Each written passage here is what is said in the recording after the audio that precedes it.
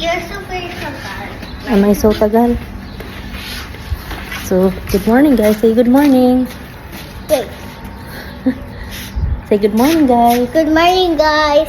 Today we're going to the convenience store dito sa Abu Dhabi because we need to buy bread. Say hi guys. Hi, guys. And wait, I'll show you the way. Our way going there. Ayan. Yung bahay namin. And dito sa tabi, merong empty lot. Sobrang init. Na shortcut going to the convenience store. Is it burning? Are you burning? No, with my body. With the sun. Your body is burning with the sun.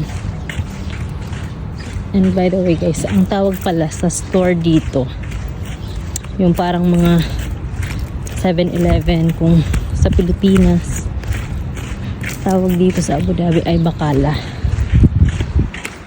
Bakala. So, yun yung mga stores na makikita mo sa mga kanto-kanto, sa mga village.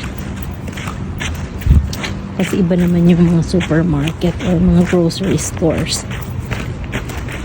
Oof, sobrang init. And sabi nila, sabi lang naman ng asawa ko, dito daw, kapag nagpayong ka, weird ka. So dahil mapagpanggap tayo for today's video, di tayo magpapayong kahit sabi nga ni ate, it's burning her body. Hindi tayo pwedeng magpayong guys, papanindigan natin to. Are you burning? The heat is burning.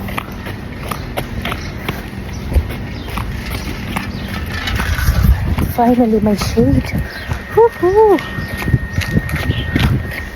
You're burning too. I'm burning too.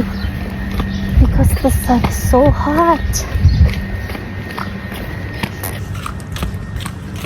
Ganyan mga pala yung mga bahay dito.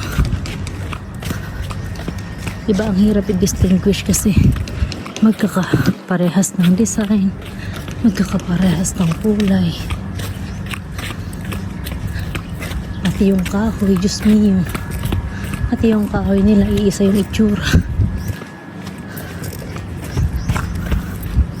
Katulad sa Pilipinas, magkakasama sa isang umpok yung saging, yung nara, yung nyug. Napababa po ako dyan sa may kanto ng akasya, yung malaki po. Ako po dyan sa may mangga. Ito nga pala yun. This logo is the Bakala. Yan siya. Ito siya, maliit lang. Mama, What? I see. Ito na nga. Kabili na tayo ng ating tinapay. And the fresh milk. And Ate Wiwin, what did you get? Hello. Silly you. Yun lang. Uwi na tayo. Bye.